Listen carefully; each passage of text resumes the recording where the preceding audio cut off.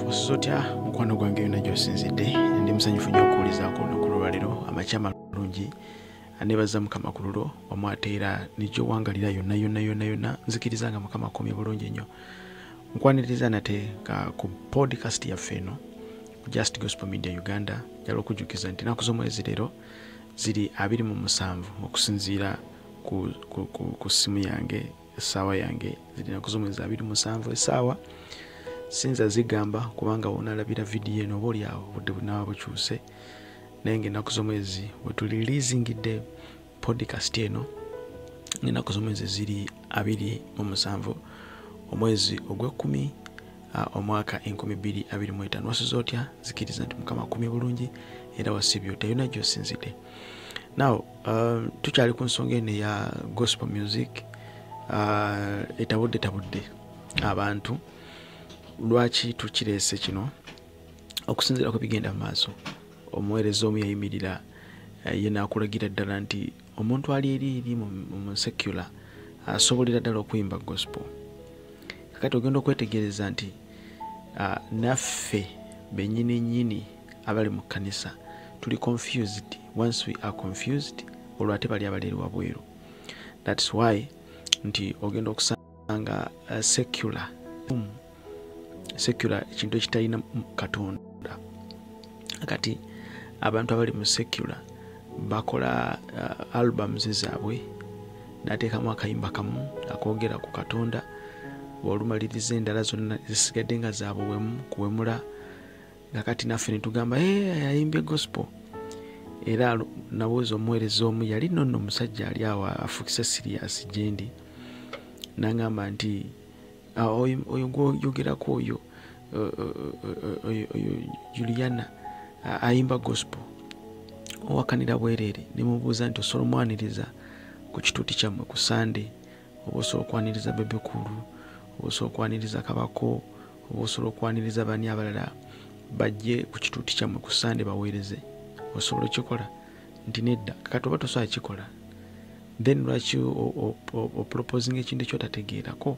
Mukama ebazibwa. Olaba nti tuli confused nnyo ate tetwagala kuyiga. Kakati gospel nabategeeza kimabegejjo nti gospel kubikulirwa. Bw'oba tokuyimbye ogenda kukubuulira kubikulira okuwa Kabaka bwa Katonda okuleeta abantu eri okwenenya. Era njagala okutegeeza nti ekiyitibwa gospel musango. Gospel kusala musango. Tosala musango, tosala lwaki osala emisango? Gwe kasita ogenda ku kituuti, kasita ogenda ku crusade door to door, simanyi open air, n'ogamba Yesu ajja mwenenye mulokoke, oba oli mu kusala musango, oba oli mu kusetinga musango eri abantu abo.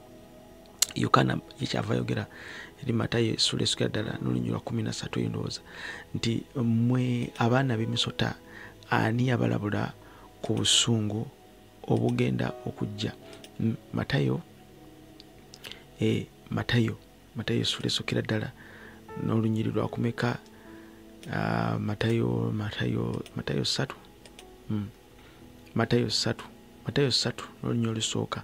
Mu nnaku ezo Yokaana Omubatiza n'ajja ng'abuulira mu ddungu eri Buyudaaya n'agamba nti mwenenye kubanga obwakabaka obw'omu ggulu bunaatera okutuuka. Mwenenye kubanga obwakabaka obw'omu ggulu bunaatera okutuuka. Matayo essula esooka n'olunyiriri olwokusatu. Yeebazibwe Mukama. Kati olunyiriri olw'omusanvu Matayo 3:7 lugamba nti naye bwe yalaba Abafalisaayo abangi, Abasaddukaayo bangi nga bajjira okubatiza kwe, n'abagamba nti mu abaana b'emisota ani eyabalabula okudduka obusungu obugenda okujja? Mwenenye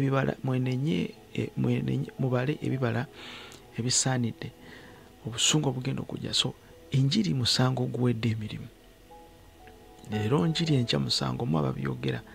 So ekintu kwagana n'enjiri gospel. N'olwekyo ne mbagamba nti teri muntu ali mu secular asobola kusala musango gwa njiri. Tekiriiyo kubanga tasobola kuyita abantu eri bulokozi. Kati tulina abantu bangi nnyo abalokose naye nga talokose kubanga awulidde enjiri. Naye alokose kubanga celebrity azze n'abuulira enjiri. Celebrity amukutteko mu ngalo. Wali abagenda okulokoka kubanga babawadde ebitole by'emmere. Waliwo abagenda okulokoka kubanga bamuwadde ssente. wala abagenda okulokoka kubanga awulidde nti eno Yesu awa obufumbo, ogenda funa visa, ebyaffe byayononeka bigenda kutereera, eno Yesu agaba obulamu, simanyi abadde omwavu ogenda kugaggawala. Abantu bangi basobola okulokoka mu bintu ebyo, naye eriyo abantu abagenda okulokoka ng'ategedde okubikkulirwa okuli mu bwakabaka bwa Katonda, ng'ategedde ekyama ekyedda ekyakwekebwa nga ye Kristo, nga Bakolosaayi essuula esookera ddala n'olunnyiriri olwa 26 na 27 bwe lwogera. Mutume Pawulo ng'agamba nti ffe tubuulira ekyo kye twabikkulirwa, Kristo ow'edda n'edda, Kristo ekyali ekyama ekyakwekebwa edda n'edda, for ages and generation, kakano nga kibikkuliddwa. Kati abantu abo abanjawulo, eri alokose ebitole by'emmere n'oli era alokose ng'abikkuliddwa ekyama ky'obwakabaka bwa Katonda. Kati nze okulokoka kwange natuula na Musumba Kaneeza John, kyatwala ennaku ndooza nga wiiki nnamba tuli mu kumeggana na byawandiikibwa, nedda tekisoboka, jaawo ntubikule. Nantwala mu nnyumba ye nendaba ebitabo nentya n'okutya, era navayo sikkiriza nenkera nenzirayo.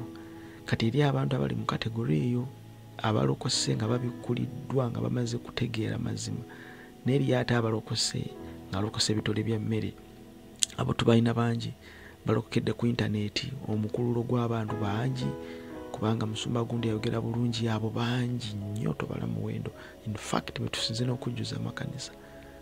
N'eri abalokose ng'ennyumba zaabwe ziri ku musingi gwa lwazi, n'eri abalokose ng'ennyumba zaabwe ziri ku musingi gwa musenyu. Now eriyo mukwano gwange omu yaze ejo nambuuza nangamba nti kakati ate bw'oyogera bw'otyo ate mukyala Sarah Sserumagga kati sinza kubabuulira bayimbi ne mbamalayo kubanga bangi nnyo bayitirivu, tetusobola kubamalayo. Oyinza okunokola oli ayimba kabiki kati n'olyayimba, sinza kubeera n'okubabuulira muyimbi ku muyimbi oba muweereza ku muweereza, naye ekigenda okukola enjawulo ye doctrine eri mu ggwe eyakusomesebwa, eyakubikkulirwa, eri omusumba oyo ku kyalo oba n'ekyo ky'omala ng'osoma. Doctrine yaffe enkulu nnyo, doctrine yemalawo byonna. Doctrine ebanga nfu, obanga weetika doctrine nfu, kitegeeza ogenda kubeera confused forever and ever. So ekikola enjawulo mu bulamu bwange ye doctrine gye nnina. Naawe ekigenda okukuleetera okulabika nti otabukatabuka, tomanyi bintu, tomanyi bigenda mu maaso, buli kimu ekigatta doctrine. Era nabategeeza olunaku lw'ejjo nti abantu abategeka Gospel Music Awards tebamanyi doctrine. No. Mukungo gw'abantu abatamanyi kye bakola, mukungo gw'abantu abali mu kukola ssente, abakola ebintu ebitali nayo. Kati n'osanga naffe abayimbi baffe mu kkanisa kubanga nabo bali confused, nabo ne bawanika nti nze nsinze gospel music song of the year. Naye ng'ogenda okuwuliriza oluyimba lwayimba terulina nawe luli connected na gospel. Gospel kintu kinene nnyo, gospel kubikkulirwa, gospel maanyi, gospel obeera oyimba bwakabaka bwa Katonda, gospel obeera obikkula njiri ey'omusango. Naye n'osanga oli ng'ayimba Yesu yampadde emmotoka, nali nsula bubi, kati nafuna Mukama yanzimbira ennyumba nakubamu ekidongodongo. Oli nayimba ndi eno banyiga massage, onanywa bitter lemon, simanyi onanyiga ki, ono simanyi nakati anyonyogera nayimba gospel. Kakati twayononekedde awo ffenna, naye nze saagala kweteekamu kubanga mmanyi doctrine. Now omukyala ayitibwa Sarah Sserumagga. Omukyala ayitibwa Sarah Sserumagga bawuliriza ennyimba ze zonna, in fact togenda kusangamu oluyimba lwa gospel, never. Ziwulirize zonna. Alina oluyimba lwe bayita Ninze, MC Mats Kingdom FM, bw'owuliriza nkulamusizaako nnyo. Ndowooza ngenda kutaaginga mu vidiyo eno kye tukola. Ninze bw'owuliriza oluyimba nga ayenukuza omuliro, bw'owuliriza oluyimba nga oluyimba lwengenda okuwaako wano yita Yesu. Ezo ezo zonna it's not gospel. Kati bw'okyogerera wano omuntu omu ow'obusungu atalina doctrine agenda kulabirawo nga gwe nga nze ayogera nze musiru atategeererako ddala. Kubanga lwaki? Tamanyi doctrine, tabikuliddwa. Now, waliwo omukyala ayitibwa Sarah Sanyu. Kamba omukyala ayitibwa Sarah Sanyu, tugire mbyawandiikibwa, wuliriza. Mpa Sarah Sanyu.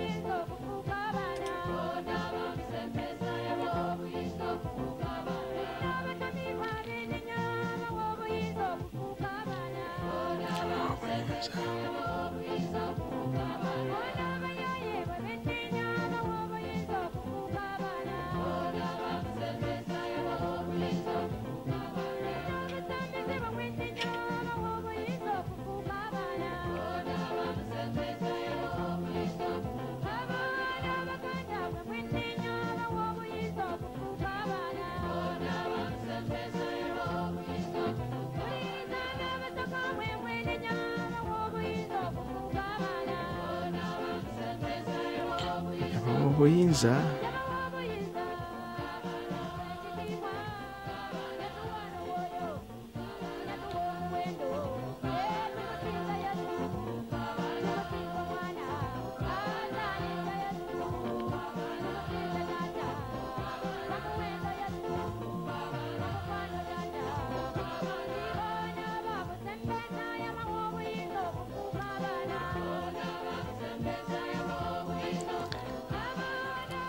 bona bamusembeza yabawa obuyinza okufuuka abaana, yabawa obuyinza Sarah Sanyu. Kati bwawuliriza ennyimba za Sarah Sanyu zonna okusinziira ku doctrine gye tulina, Katonda byakoze bye tuyimbako byakoze oyabeera praise. Kati bwawuliriza music ministry wa Sarah Sanyu alimu praise ate alimu nekye tuyita gospel. Kakati ye tainaamu ate worship. Kati bwenjogera bino abamakerere Redeemed mutegeera kyenjogerako. Kati bwenjogera bino ab'omukyenda, 8 abalokoka mu biseera ebyo 7 musobola okutegeera kyenjogerako. Kati soogera ku boonoonese, njogera ku bakyali ku doctrine eri ey'edda. Bw'owuliriza ng'aweereza owulira praise, owulira gospel, praise and gospel. Bona bamusembeza yabawa obuyinza okufuuka abaana. Yokaana essuula esookera ddala nnunyirwa 12 tugamba naye bonna bamusembeza yabawa obuyinza okufuuka abaana ba Katonda be bakkiriza erinnya lye. Kati abuulira ali mu kubulira bona bamusembeza yabawa obuyinza okufuuka abaana, bona bamusembeza yabawa obuyinza okufuuka abaana, yabawa obuyinza,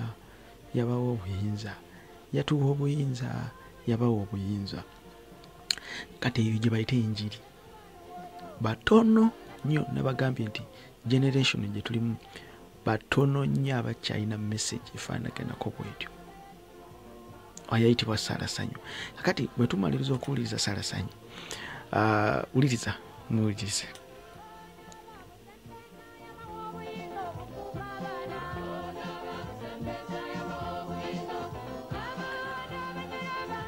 Kati then ngenda kuwa omukyala ayitibwa Sarah Serumaga.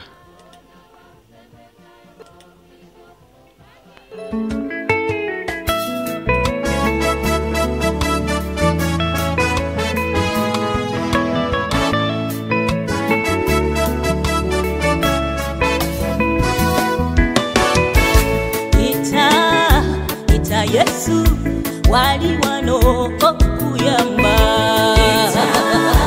Ita Yesu wali wano okuyamba.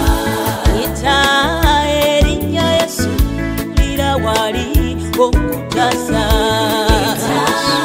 Ita Yesu wali wano okuyamba. Erinnya Yesu kye kigenzi wangu abatukuvu mwe twekweka.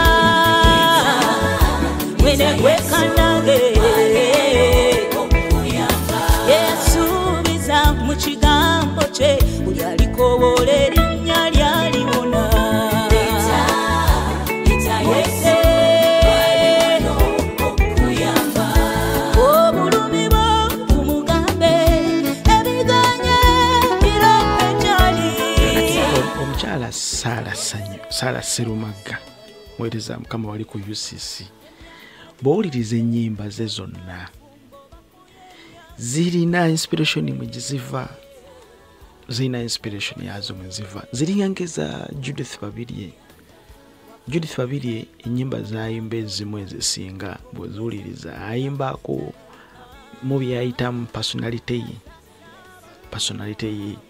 Ennyimba ze zisinga zonna byayiseemu byayimbako personally, byalimu byayiseemu ennyimba za Judith Babirye.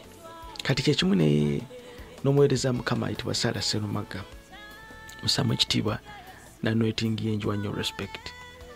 Amina. In fact bw'owuliriza music ministry ye ali so close n'owa Judith. Why? Nti alimu prayer mantle eyo, alimu prayer mantle. Owuliriza ennyimba ze Yeremaya 3:3 kyava agamba nti mpita nange nakuyitaba nenkolesa ebikulu n'ebyamaanyi by'otamanyi. Yeremaya 3:3 timpita nange nakuyitaba nenkolesa ebikulu n'ebizibu by'otamanyi, kubanga bw'ati bwayogera Katonda wa Isirayiri n'ebirala ng'okkiridde wansi. Kakati ye ennyimba za Sara Serumagga bw'oziwuliriza zirimu okuyita Katonda kusaba. It's prayer. Ayanukuza omuliro, Katonda ayanukuza omuliro. Ndi bw'omaliriza ng'oziwuliriza tezibikula revelation ya kyama kya Kristo mu bwakabaka bwa Katonda, no, naye zikusindika mu kusaba, zikusindika mu kusaba. Teziri mu revelation ya mystery, kiri ekyama ekyakwekebwa edda n'edda, ages and generation. Tekirimu.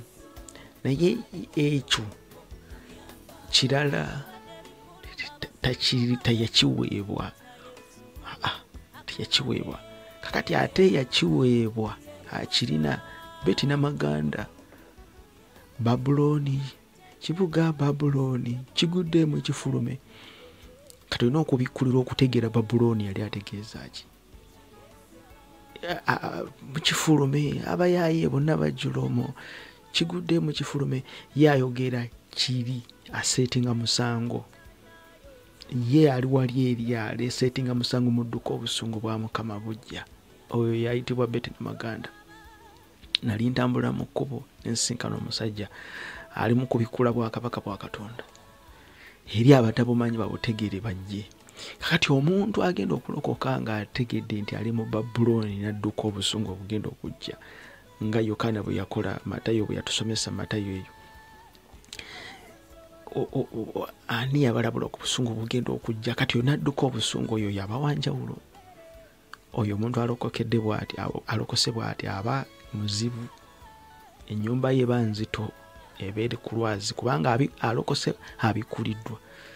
Kati tulina bana abalokokedde ku internet enkuyanja tobala na muwendo. Alokose bulukusaawo, mukwano gwe yamusindiikiriza atomedde butomezi kyatategedde. N'eri abalokoka nga babasuubiza nti bw'otalokoka ogenda kufa, bw'otalokoka owedde ogenda fa. Kati abo gye bali. Wali alokoka nga alokose ennyiriri za Bayibuli nga buli kaseera bamusomesa ennyiriri za Bayibuli kiro ng'amusomesa tamumanyi namumanya.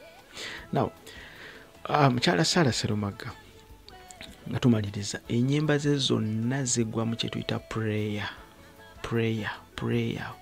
Era bw'omaliriza ng'owuliriza ennyimba ze, owulira oyagala genda mu kusaba. Owulira oyagala genda mu kusaba, kuyita muliro, kukutula njegere. Katonda akutula enjegere, Katonda akutula enjegere za nsiba. Prayer. Kutula enjegere, era omaliriza oli muzimenya, nzikutula, nzimenya, nzikutula, nzitema. Mumpite nange n'abayitaba nembeolesa ebikulu n'ebyamaanyi bye mutamanyi.